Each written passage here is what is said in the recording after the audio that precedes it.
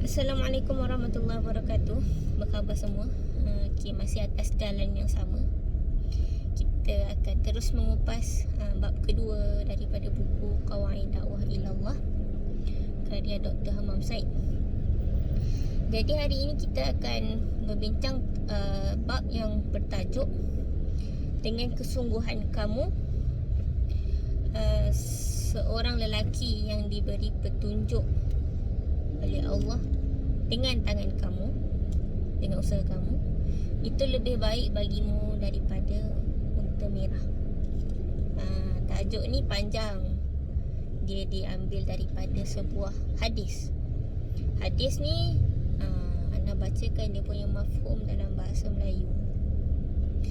Dalam perang Khaybar, Ali radhiyallahu anhu dia bertanya kepada Rasulullah, atas sebab apa aku memerangi manusia? Apakah sehingga mereka menjadi seperti aku, seperti kita kan, Muslim? Apakah sehingga semua orang menjadi Muslim? Kata Nabi Muhammad sallallahu alaihi wasallam menjawab soalan Ali radhiyallahu an. Kata baginda,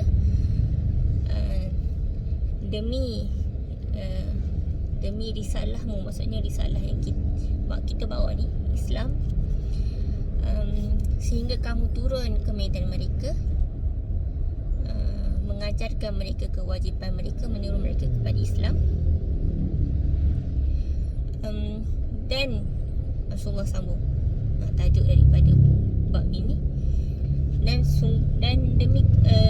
daripada kesungguhan kamu jika seseorang itu diberi hidayah oleh Allah daripada tangan kamu, itu lebih baik bagimu daripada unta merah. Okay, itu mafhum lah kiranya, bukan anak tak tahulah betul ke tak translation ni. Kalau salah mohon betulkan di ruang komen. Jadi kita dapat tahu ada sesuatu dalam hadis ni yang mungkin orang Melayu akan tertanya-tanya, kenapa unta merah kan? Unta merah ni apa? Sebelum kita pergi kepada apakah itu unta merah, nak bawa kawan-kawan kita review sikit tentang hadis ni. Ada tema perkataan yang kita pakai daripada tadi lagi, Ana ada ulang-ulang perkataan yang sama. Apa dia? Perkataan hidayah. Hidayah, kalau bahasa Melayu kita translate ke menjadi petunjuk. Tapi hidayah ni adalah bimbingan yang berterusan, bimbingan daripada kasih sayang. Hidayah ni kalau translate kepada, okey tak apa, hidayah ni dia macam bukan sekadar tunjuk jalan mana nak kena pergi, tapi bimbing. Maksudnya dia pegang tangan orang tu, dia tunjuk ke mana yang perlu pergi. Itu hidayah.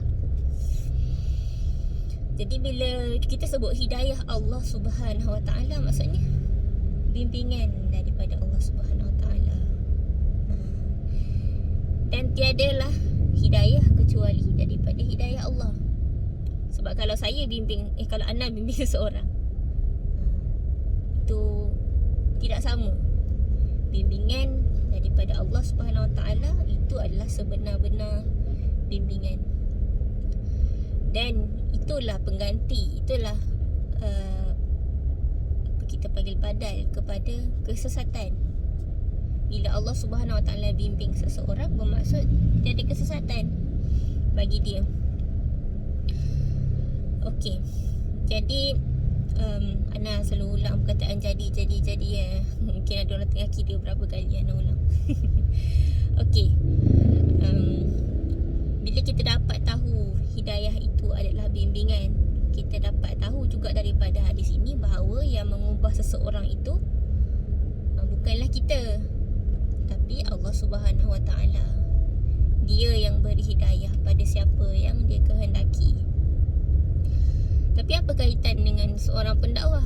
Kalau macam tu Allah bagi hidayah, kenapa kita kena berdakwah kan? Dakwah ni usaha. Dakwah ni pun adalah sesuatu bentuk ibadah. Allah Subhanahu Wa Taala nak tengok usaha, bukan nak tengok natijah, sebab natijah tu milik Allah. Jadi kalau seseorang tu diberi hidayah oleh Allah daripada usaha kita, maksudnya siapa yang berusaha? Kitalah pendakwah. Rasulullah kata itu lebih baik bagi kamu daripada unta merah. Okay, kat sinilah kita nak pergi kepada tajuk. Unta merah tu apa? Unta merah tu kalau dalam realiti zaman dulu, zaman Rasulullah tu adalah unta yang paling mahal, unta yang paling berkualiti lah, unta yang kita panggil ramai jugalah murabi pernah sebut dia macam, kalau zaman sekarang kita bandingkan dengan Mercedes, macam tu lah lebih kurang kan. Jadi tak ramai orang boleh dapat benda tu. Lebih baik bagi kamu daripada unta merah, maksudnya lebih baik daripada sesuatu yang sangat berharga lah. Kalau zaman tu benda paling berharga adalah itu, maka dakwah hidayah yang menjadi nasib seseorang melalui tangan kita itu lebih baik daripada benda yang paling berharga itu. Pendek katanya, kita dapat faham bahawa hidayah yang diberi oleh Allah Subhanahu Wa Taala ataupun ganjaran daripada usaha tu adalah satu ganjaran yang besar, satu perkara yang berharga lah kan. Sangat berharga, sebab gambaran hadis tu macam tu. Jadi kita fikirlah kan, kenapa besar sangat, kenapa berharga sangat mengajak orang kepada kebaikan dan menjadi asbab kepada seorang itu mendapat hidayah Allah Subhanahu Wa Taala. Kenapa? Kawan-kawan boleh fikirkan kenapa. Tapi dekat sini Dr. Hammam Said ada menyenaraikan beberapa sebab kenapa agungnya gambaran yang Rasulullah SAW berikan dalam hadis tu. Antaranya yang pertama adalah kerana daripada asbab hidayah Allah SWT kepada seseorang itu adalah pintu syurga kepada dia. Maksudnya membawa dia kepada syurga, menghindarkan dia daripada neraka yang selama-lamanya. Apakah yang lebih baik daripada itu? Adakah benda yang boleh ditawarkan lebih baik daripada itu? Kita pun boleh jawab kan?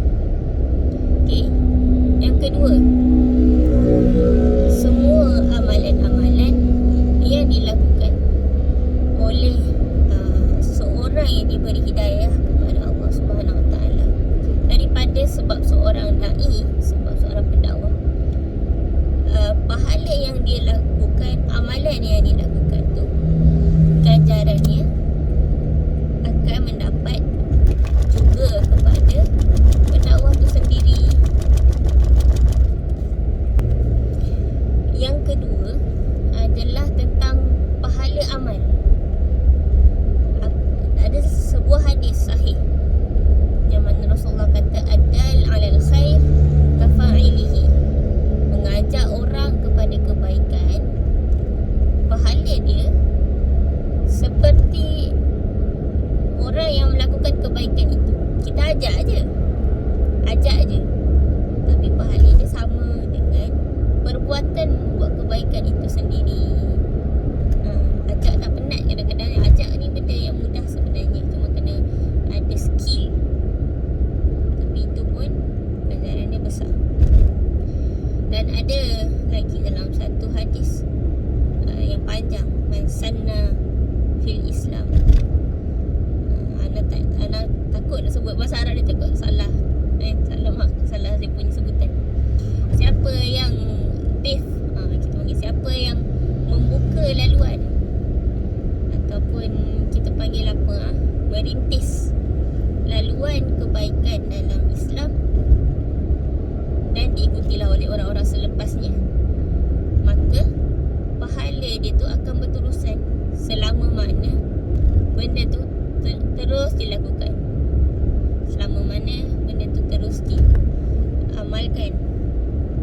Begitu juga dengan dosa. Kalau kita merintis laluan dosa, orang yang melalui daripada yang kita buka laluan tu akan mendapatlah kita dosa yang sama.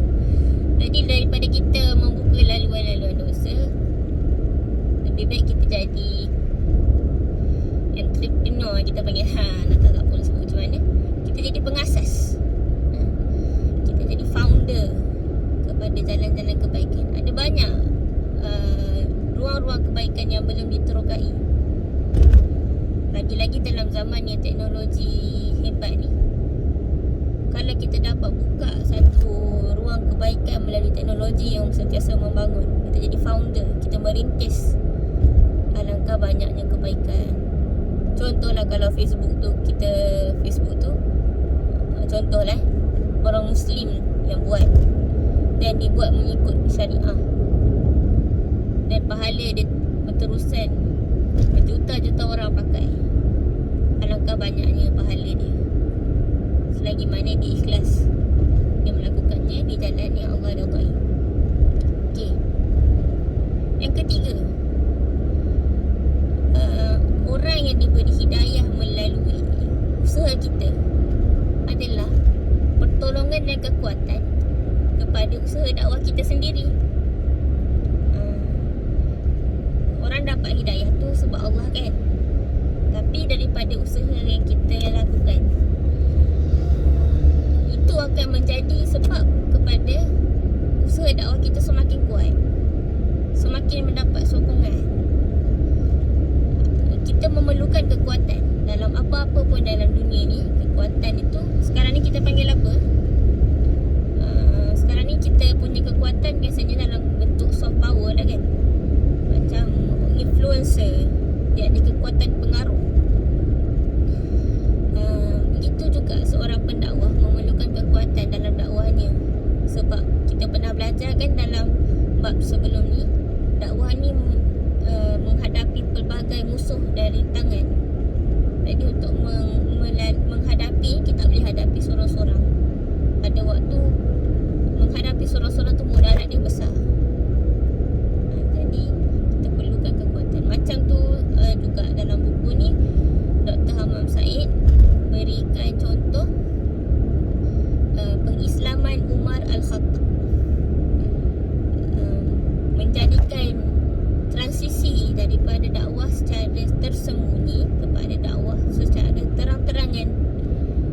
Itu menunjukkan satu keberanian. Umat Islam dah berani untuk menunjukkan identiti Islam yang secara terang-terangan tanpa perlu sorok-sorok daripada Islamnya seorang Umar. Sebab Umar tu kita tahu kan pengaruh dia, orang tak berani kacau. Jadi kita perlukan benda-benda yang sebegitu. Yang keempat adalah seseorang yang mendapat hidayah melalui usaha dakwah kita adalah juga satu bentuk kemenangan fizikal. Bila kita bercakap pasal kemenangan fizikal, kita selalu fikir kalau kat dalam parlimen tu menang kerusi lah kan. Menang fizikal macam mana lagi? Dapat jawatan. Kalau dalam persatuan-persatuan ni kita dapat pegang tampuk pimpinan persatuan. Zaman belajar dulu, contohnya lah kan persatuan pelajar. Itu kita panggil kemenangan fizikal. Tapi kemenangan fizikal yang kita maksudkan di sini bukan yang itu. Kemenangan fizikal di sini adalah kemenangan kepada dakwah Islam tu sendiri, yang mana kita tak mendapatkannya melalui peperangan ataupun kekerasan ataupun perebutan, tapi kita mendapatkan kemenangan untuk agama ini melalui dakwah berhikmah. Macam dalam surah yang Allah sebut tentang ud'u ila sabili rabbika bil hikmah, ajaklah kepada jalan Tuhanmu dengan hikmah, peringatan yang baik, mau'izatan hasanah, dan wajadilhum, diskusi billati ya ahsan, dengan cara yang lebih baik, berdebat dengan cara yang lebih baik. Jadi itu semua adalah wacana, wacana ke bukan, wahana kita panggil, untuk mendapatkan kemenangan. Itulah dakwah. Dan daripada situ kita boleh dapati betapa besarnya nilai dia, bukan hanya kepada kita tapi juga kepada masyarakat, kepada agama Islam itu sendiri. Dan yang terakhir, penulis mengatakan bahawa seseorang mendapat hidayah daripada usaha kita juga adalah salah satu daripada binaan agama Islam, binaan untuk masyarakat Islam. Apabila seseorang itu mendapat hidayah, bermaksud bertambahlah satu lagi batu bata dalam binaan agama kita di atas runtuhan jahiliah. Syaitan menangis seorang mendapat hidayah tu adalah kerugian buat syaitan dan kuncu-kuncunya, dan satu kemenangan buat kita. Bayangkan macam mana gembiranya ahli Madinah ketika semakin ramai orang Mekah memeluk Islam dan datang ke Madinah. Betapa risaunya pemimpin-pemimpin Mekah, sebab diorang duk fikir macam mana ni makin ramai orang tinggalkan kita. Macam itulah juga kita dalam dakwah ni. Okey. Di situ saja Ana teringat murabi seorang ukhti pernah bagi tahu, apabila kita menyebut keuntungan-keuntungan, dia akan create sense of appreciation. Kita appreciate dan kita akan menjadi lebih berusaha di dalam hal itu. Jadi pendek katalah, hadis yang kita belajar hari ini dalam tajuk ini adalah satu hadis yang boleh create the sense of beruntung. Beruntungnya kita kalau menjadi pendakwah, beruntungnya kita kalau orang mendapat hidayah Allah, bimbingan Allah daripada kita. Mungkin dengan sekecil-kecil benda, tak banyak pun. Mungkin dengan hanya mengajar bismillah, ataupun dengan mengajar istighfar, ataupun dengan mengajar sedekah, ataupun mengajar bersikap jujur. Sekecil perkara sehingga sebesar-besar perkara, itu adalah dakwah. Dan pintu-pintu, ia menjadi pintu-pintu kepada hidayah Allah. Dan Allah lah sebaik-baik pemilih bagi siapa yang dia mahu berikan hidayahnya. Semoga Allah Subhanahu Wa Taala memberikan kita bimbingan. Kita sendiri memerlukan hidayah, dan semoga Allah memberi peluang kita berdakwah di jalan yang diredai. Dan kita doakan juga orang-orang yang kita ajak ke dalam kebaikan terus mendapat hidayah Allah Subhanahu Wa Taala. Okay, sekian saja. InsyaAllah jumpa lagi.